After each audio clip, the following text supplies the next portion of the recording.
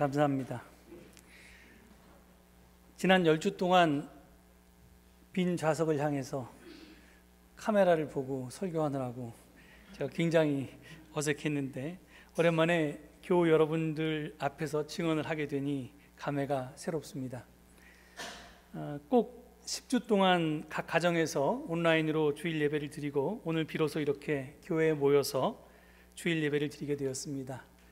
비록 이 생활 속 거리두기를 실천하느라고 1층 예배실과 2층 상상들 두 곳으로 나뉘어서 또 띄엄띄엄 앉아서 예배를 드리지만 우리 그리웠던 교우 여러분들을 다시 만나고 이렇게라도 함께 예배 드릴 수 있는 것이 너무나 기쁘고 감사합니다.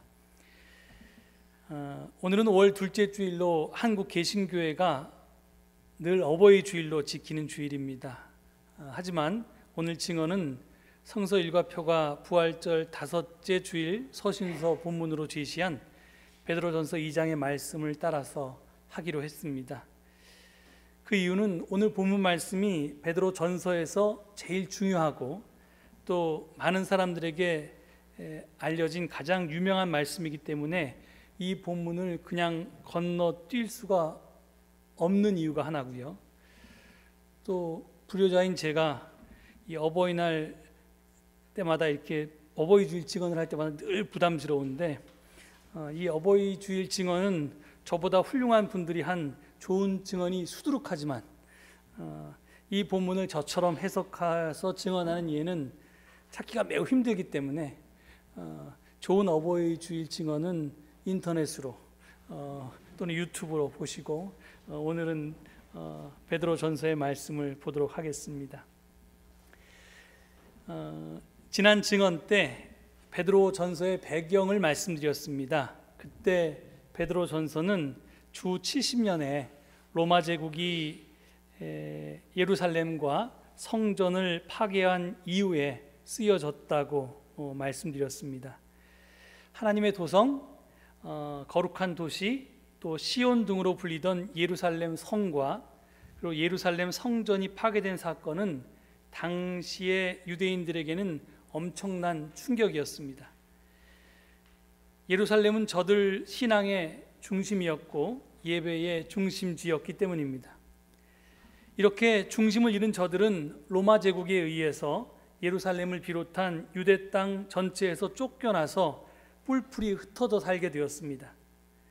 베드로 전서는 그 수신인들을 나그네와 거류민이라고 묘사하고 있는데 이 표현은 당시 저들의 형편과 처지를 잘 반영하고 있는 그런 표현입니다. 한편 예수님 당시는 물론이고요, 사도 바울이 선교할 당시만 해도 그리스도교는 유대교에서 분리되지 않았었습니다. 예수님도 유대교도였고 사도 바울도 유대교도였습니다. 물론 유대인이기도 했고요. 유대교 내에 사두개파와 바리새파가 있듯이 크리스찬도 유대교의 한 종파였습니다. 하지만 예루살렘 성전이 파괴되고 본토 유대인들이 타국에 흩어져서 살게 되면서 사정이 달라지기 시작했습니다. 그런 유대인들을 디아스포라 유대인이라고, 흩어져서 사는 유대인이라고 이렇게 부르는데 그들은 우리나라도 인천에 차이나타운이 있지만 미국은 사실은 대도시마다 차이나타운이 있습니다. 그 차이나타운이 어느 정도 영향력이 있냐면 샌프란시스코 같은 경우에 그 치안 자체를 차이나타운이 맡을 정도로 그렇게 거의 치외법권 지역처럼 그런 식으로 이제 자치적으로 운영할 정도로 개토화되어 있는데요. 이 미국의 차이나타운처럼 이 디아스포라 유대인들도 자기들끼리 개토를 형성하고 살았습니다. 그리고 그런데 그곳에 있던 유대교 회당에서 크리스천들이 추방당하기 시작했습니다. 처음에 크리스천들은 예수를 저들이 오랫동안 기다려온 메시아라고, 그리스도라고 그렇게 고백했습니다. 그런데 나중에는 유대계 그리스도인들이 아니라 해외계 이방계 그리스도인들에게서 이런 주장이 나오기 시작했는데 예수를 하나님이라고까지 고백하기 이릅니다. 이 고백은 유일신을 믿어온 유대교 정통신앙에서 보면 당연히 이단이었습니다. 그러니 유대교 회당에서 쫓겨날 수밖에 없었습니다. 이런 배경하에 쓰여진 초대교회 문서가 바로 요한복음입니다. 그래서 요한복음은 이 유대교 회당에서 쫓겨난 그리스도인들의 형편과 처지 하에서 쓰여졌습니다. 그런데 이 요한복음에 등장하는 거듭남이라는 용어가 있습니다. born again이죠. 중생이라고도 하고 하여튼 born again, born anew 또는 reborn 이렇게 번역되는 이 단어가 요한복음에만 등장하는데요. 근데 요한복음 외에 다른 성서에 27권의 신약 성서 중에 다른 딱 한 권의 성서에 이 거듭남이라는 용어가 등장하는데 그것이 바로 베드로전서입니다. 그리고 이거 말고 그리스도인이라는 단어도 이 베드로전서와 사도행전에만 등장합니다. 그러니까 이 배경이 사실인데 여기까지 제가 설명드리진 않겠고요. 하여간 그러니까 요한복음에서 하고 비슷한 시대와 비슷한 배경을 가지고 있다는 것을 말씀드리기 위해서입니다. 자신들의 개토에서 크리스천들을 내쫓은 이후에 유대교는 성전 유대교에서 랍비 유대교로 서서히 전환해 나갑니다. 예루살렘 성전이 파괴된 이후에 더는 성전에서의 희생제사가 불가능해지자 유대교의 무대에서 제사장들이 사라지게 되었고요. 그 자리를 랍비들이 메우게 됩니다. 그리고 랍비가 전면에 등장합니다. 그리고 이제 제사가 아니라 경전이, 성경이 저들 신앙의 중심 자리를 차지하게 됩니다. 유대교는 이제 제사 종교에서 경전의 종교로 바뀌게 된 것입니다. 쉽게 말해서 예전에는 하나님을 만나려면 성전에 가서 제사를 드리면 됐는데 이제는 회당에 가서 성경을 읽고 공부해야만 했습니다. 이런 식으로 유대교는 성전 파괴라는 대위기 속에서 새로운 돌파구를 찾아 나섰습니다. 이에 비해서 유대교가 경전의 종교가인 것에 비해서 그리스도교는 경전의 종교가 아닙니다. 이 말은 성경이 중요하지 않다는 말이 아닙니다. 유대교에서처럼 그리스도교에서도 성경은 매우 중요합니다. 하지만 성경보다 더 중요한 것이 있다는 말입니다. 그것은 다름 아닌 예수님입니다. 그리스도교는 하나님이 예수님을 통해서 당신을 계시하셨다고, 당신을 드러내셨다고 이렇게 믿는 종교입니다. 골로새서 1장 15절을 보면 그는 보이지 않는 하나님의 형상이다 라는 증언이 나옵니다. 바로 이 증언이 이것을 반영한 증언입니다. 하나님은 보이지 않습니다. 우리는 하나님을 볼 수가 없습니다. 하지만 하나님이 어떤 분인지, 하나님이 무엇을 바라시고 무엇에 관심하시고 어떤 일에 당신의 열정을 쏟으시는지는 알 수 있습니다. 유대교는 성경을 읽어보면 그것을 알 수 있다고 합니다. 이에 비해서 우리 그리스도교는 예수님을 보면 우리가 그것을 알 수 있다고 주장하는 것입니다. 예수님은 하나님의 결정적인 계시입니다. 이것이 그리스도교의 독특한 점입니다. 우리는 책이 아니라 한 사람에게서 하나님을 본다고 주장하는 종교입니다. 이런 이유로 예루살렘이 무너진 이후에, 예루살렘 성전이 파괴된 이후에 유대교는 그 대안으로 성경을 내세웠지만 그리스도교는 예수를 내세웠습니다. 예수님은 무너져 내린 예루살렘 성전을 대신할 살아있는 성전이라고 고백하기 시작했습니다.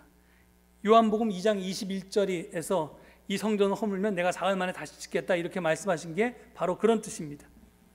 오늘 본문 말씀도 이와 비슷한 주장을 펼칩니다. 예수님은 살아있는 돌이고요, 하나님이 머무시는 신령한 집이고요, 그 신령한 집에서는 하나님께서 기쁘게 받으실 신령한 제사가 드려집니다. 물론 그 제사는 거룩한 제사장이신 예수님에 의해서 드려집니다. 그런데 베드로전서의 저자는 예수님만 그런 것이 아니라 예수님의 인자하심을 맛보고 예수님께로 나아가는 우리 그리스도인들 역시도 살아있는 돌이고 신령한 집이고 하나님께서 기쁘게 받으실 신령한 제사를 드리는 거룩한 제사장이라고 말합니다. 오늘 본문 3절에서 5절을 보십시오. 제가 다시 읽겠습니다. 여러분은 주님의 인자하심을 맛보았습니다. 주님께 나아오십시오. 그는 사람에게서 버림을 받으셨으나 하나님께는 택하심을 받은 살아있는 귀한 돌입니다. 살아있는 돌과 같은 존재로서 여러분도 집 짓는 데 사용되어 신령한 집이 됩니다. 그래서 여러분은 예수 그리스도로 말미암아 하나님께서 기쁘게 받으실 신령한 제사를 드리는 거룩한 제사장이 되십니다. 유대교 회당에서 쫓겨나서 이 세상에서 거류민으로 그리고 나그네로 살아가는 그리스도인들은 지금 담대하게 놀라운 주장을 펼치고 있습니다. 예루살렘 성전이 무너졌다고 너희는 절망하고 방황하지만, 그러니까 너희 유대인들은 절망하고 방황하지만 우리 그리스도인은 그렇지 않다. 성전이 무너졌으면 우리가 성전이 되면 되지 않겠느냐? 살아있는 돌인 예수 그리스도와 함께 하나님이 머무시고 하나님께로 나아가는 신령한 집을 우리가 이루면 되지 않겠느냐? 라고 담대히 주장하는 것입니다.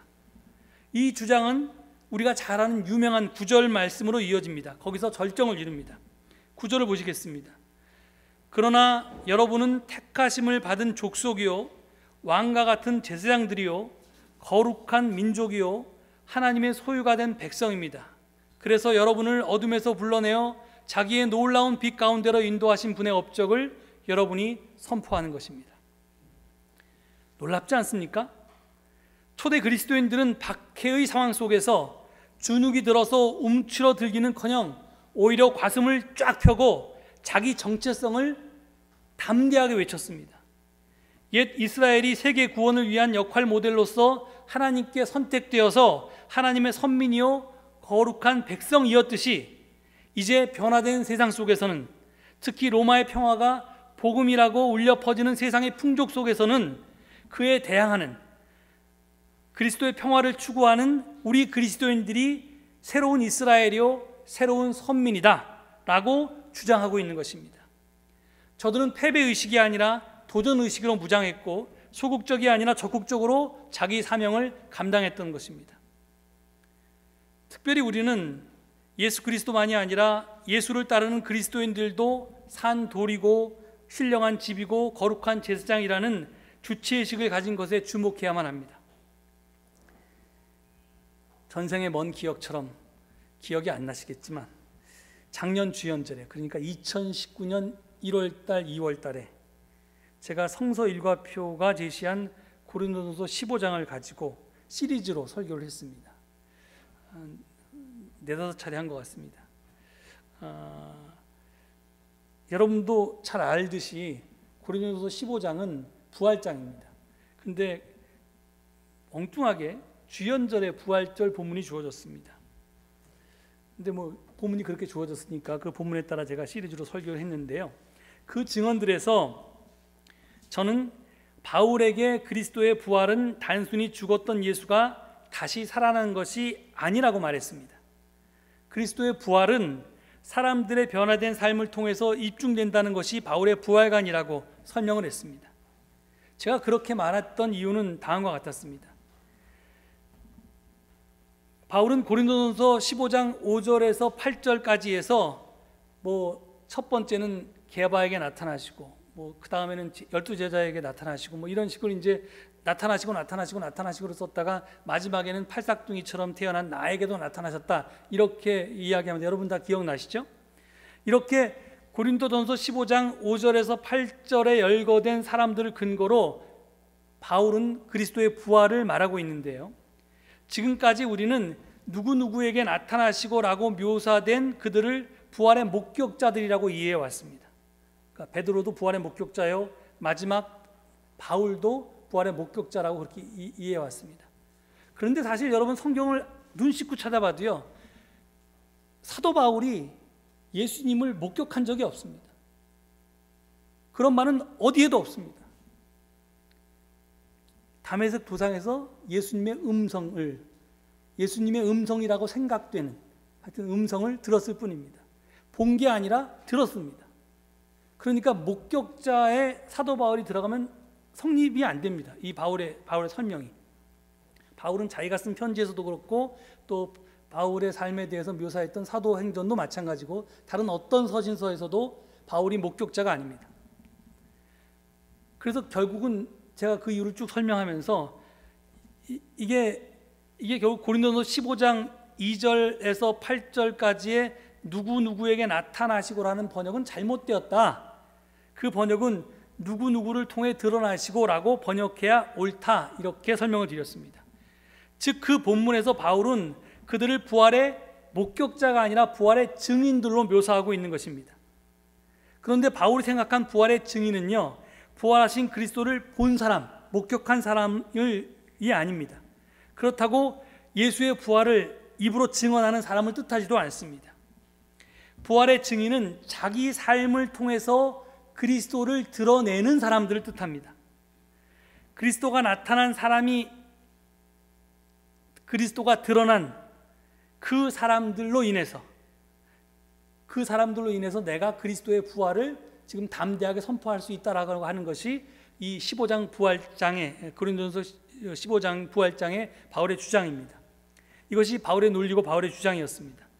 그래서 바울은 그 사람들 명단에 자기의 이름을 포함시키는 것을 주저하지 않았습니다. 왜? 나는 옛날에 죄인이었는데 하나님 나라 운동을 반대해서 그 예수 운동을 반대하는 박해자였는데, 그런 내가 지금 변해서 예수 운동의 선구자가 됐으니까, 이 앞장서서 그걸 주장하는, 펼치는 사람이 됐으니까, 내가 그리스도께서 자기의 삶으로 살아내셨던, 이루고자 하셨던 그 하나님 나라 운동을 내가 지금 계승하고 있으니까 내 삶이 예수가 부활했다는 증거 아니고 뭐냐? 지금 바울은 그렇게 얘기하는 겁니다. 이렇듯 바울이 말하는 부활은 자기 자신의 변화된 삶과 결코 무관하지가 않습니다. 그리스도를 드러내는 변화된 삶을 산 바울 스스로가 그리스도 부활의 산 증거라는 것입니다. 즉 고린도서 15장에서 바울이 말하는 부활의 증인된 삶과, 그리고 베드로 전서가 말하는 그리스도뿐만이 아니라 그리스도인들도 산 돌이고 신령한 집이고 거룩한 제사장이라는 주장은 결국은 같은 뜻입니다. 그리스도인은요, 예수를 그리스도라고 입으로 고백하는 사람을 뜻하는 것이 아닙니다. 예수가 살았던 삶을 자기 삶으로 재현해내는 사람, 살아내는 사람을 뜻하는 말입니다. 근데 이 논리가 여기에 이르면 우리는 풀이 죽습니다. 기운이 빠집니다. 머리는 그렇게 알고 있는데, 기장교회에 다니니까, 서울제일교회에 다니니까 우리 머리는 당연히 그렇게 알고 있는데, 정원진 목사가 맨날 증언할 때마다 몇 주 건너 한 번씩 그 말을 하기 때문에 내가 그렇게는 알고 있는데, 우리의 몸은 그렇게 살아내지 못하기 때문입니다. 그래서 마음은 원이로되 육신은 약하다라고 하는 핑계를 대면서 나 자신을 합리화합니다. 그런데 정말 예수 살기는 불가능한 꿈입니까? 우리는 못해서 못한다고 하는 걸까요? 아니면 안 하고 못한다고 핑계를 대는 걸까요? 거기에 대한 답이 오늘 본문 가운데 있습니다. 바로 2절과 3절 말씀입니다. 제가 다시 읽어보겠습니다.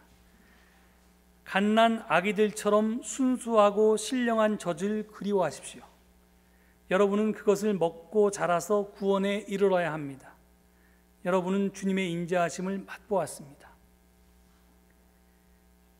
이 말을 풀이하면, 우리가 예수 살기를 안 하거나 못하는 이유는 우리가 순수하고 신령한 젖을 사모해서 그것을 자양분 삼아서 나를 성장시킨 것이 아니라 세상 음식, 세상 풍조를 사모하고 그것 먹으면서 자랐기 때문에 못하고 안 한다는 겁니다.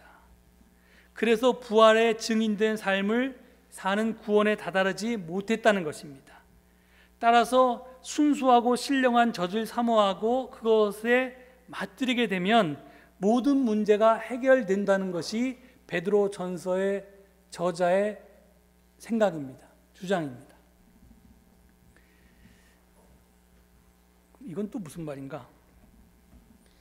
제가 작년 9월하고 올 3월에 이제 금식을 했습니다. 금식 기간은 닷새간밖에 안 되는데요. 그 앞에 한 2, 3일 동안 그 절식을 하고, 그 다음에 금식한 기간만큼 보식을 하고, 그리고 그게 다 끝난 다음에 이후에 한 2달에서 3달 동안 생채식을 하는 그런 과정입니다. 금식을 한다고 해서 완전히 굶는 것은 아니고요. 효소도 먹고 죽염도 먹고 때로는 약을 먹는 것 때문에 장국도 먹고, 뭐 장국이라는 게 이렇게 된장을 좀 연하게 푼 그런 이제 그 된장 국물인데 그것도 먹고 이렇게 먹으면서 해독을 합니다. 이렇게 금식 전에 절식을 하고 금식한 후에 보식도 하고 이어서 3달 동안 생채식을 하면요, 하면서 그 3달 동안에 꼭 금지해야 될 게 있는데 3가지 하얀 가루로 만든 음식을 먹으면 안 됩니다. 밀가루, 쌀가루, 설탕가루. 그래서 이제 빵도 안 먹고 떡도 안 먹고 그리고 설탕이 들어간 것도 먹지 않습니다. 그리고 뭐 육식이나 어패류도 삼가합니다. 나아가 커피나 녹차 등도 안 먹습니다. 이렇게 한 2-3달을 하고 나면 몸 안에 쌓여있던 독소가 빠져나가고 디톡스, 해독이 됩니다. 처음에 금식을 시작하기 전에 걱정이 많았습니다. 그런데 막상 해보니까 뭐 그렇게 어렵지가 않았습니다. 그다지 배고프지도 않았고요. 특별히 저는 하루에 커피를 너무너무나 많이 마시는 사람인데 커피가 없으면 못 살 것 같았는데 전혀 커피 생각이 한 3달 동안 나지 않았습니다. 커피를 안 마시고도 졸리거나 피곤하지도 않았습니다. 생채식을 하고 난 다음에 나타나는 현상이 뭐냐면요, 조미료가 들어간 음식을 먹으면 몸이 받지 않습니다. 당장 몸이 거부합니다. 또 튀긴 음식처럼 우리 몸에 좋지 않은 음식을 먹으면 몸이 가렵거나 두드러기가 납니다. 이렇게 부작용이 나타납니다. 그래서 처음에는요, 이게 뭐 생채식을 하는 게 뭐 이걸 해야 된다고 하니까 의무감으로 그냥 이렇게 뭐 샐러드 먹고 그다음에 무슨 뭐 오곡가루 같은 거 미숫가루처럼 생긴 거 이렇게 물에다 타 먹고 했는데 나중에는 이제 제 몸이 가벼워지고 그게 편하고 속도 편하고 여러 가지 몸이 편하니까 제가 좋아서 그렇게 하게 됐습니다. 제가 이 말씀을 드린 이유는요, 저는 신령한 젖에 맛들인다는 것이 이와 비슷하다고 생각하기 때문입니다. 맛들인다는 게 무슨 말입니까? 처음에는 생소했지만 자꾸 그것을 먹다 보니까 그 맛에 익숙해졌다는 뜻입니다. 익숙해져서 이제는 그 음식 냄새만 맡아도 또는 그 음식을 보기만 해도 입에서 군침이 저절로 돌게 되었다는 말입니다. 이게 예전에는 커피를 보면 그랬는데, 튀김 음식을 보면 그랬는데, 아니면 맛있는 케이크나 빵을 보면 그랬는데 생채식을 한 다음에는 그 생채식의 맛을 들으니까 그런 것에는 전혀 군침이 돌지 않고 전혀 다른 음식에 군침이 돌더라는 겁니다. 식생활 습관이 바뀌더라는 겁니다. 마찬가지라는 겁니다. 우리는 지금 로마의 평화에 중독되어 살아가기 때문에 그리스도의 평화는 이상적이고 좋은 것은 알지만 그렇게 살 수 없다고, 또는 그렇게 살기 싫다고, 그렇게 살지 못하겠다고 생각을 합니다. 그래서 예수 살기를 안 하거나 못합니다. 하지만 막상 그렇게 살아보면 달라진다는 겁니다. 내가 평생 살아온 식습관이 겨우 2달, 3달의 생채식으로 바뀌더라는 겁니다. 한 번 살아보고 2번 살아보면 거기에 맛들이게 되면 누가 시키지 않아도 스스로 그렇게 살게 된다는 것입니다. 의무감이 아니라 자발적으로 그렇게 산다는 겁니다. 초대 그리스도인들이 그렇게 됐다는 겁니다. 힘을 가져야지만 출세할 수 있고 떵떵거릴 수 있고 올라설 수 있고 가질 수 있고 누릴 수 있으니까 세상 사람들처럼 다 그걸 추구했는데, 그런 삶을 포기하고 예수를 따랐을 때도 전혀 문제가 없더라 하는 것이 그들이 이제 그렇게 되더라는 겁니다. 제가 시작도 안 해보고 겁을 먹었던 것처럼 여러분들이 그 생채식 같은 그런 금식 같은 프로그램을 교회에서도, 그러니까 영적인 생채식을 우리 교회에서 해줬으면 좋겠다 이렇게 여러분들이 요구할지 모르겠습니다. 근데 저는 사실 우리 교회는 그 이미 하고 있다고 생각합니다. 여러분들 이 강단에서 하시는 저의 증언과 또 제가 매주 하는 성경 공부, 그 다음에 우리 교회가 뭐 탄소 금식도 하고, 그 다음에 지금은 2020년 한반도 희년 세계 기도운동에 참여해서 기도문을 같이 읽으면서 각자 이렇게 참여하는 것, 이런 것들을 정말 여러분들이 충실히 따라오고 마음을 다해 하면 그게 여러분들의 생활 습관들을 바꿀 거라고 저는 확신합니다. 안 바뀌는 이유는 뭐냐면 여러분들이 마음을 다해서, 마인드풀니스라고 하는데, 내 온 힘과 내 생각과 뜻과 정성을 다해서 그것들을 하지 않고 그냥 건성으로 습관처럼 하기 때문에 그렇습니다. 분명히 여러분들이 그것을 하면 저는 서울제일교회 여러분들이 다니는 것만으로도 충분히 여러분의 삶을 바꿀 수 있다고 확신합니다. 그리스도인은 이 땅에서 나그네와 거류민으로 살아야만 합니다. 이 말은 죽어서 가는 천국에만 소망은 두고 살라는 말이 아닙니다.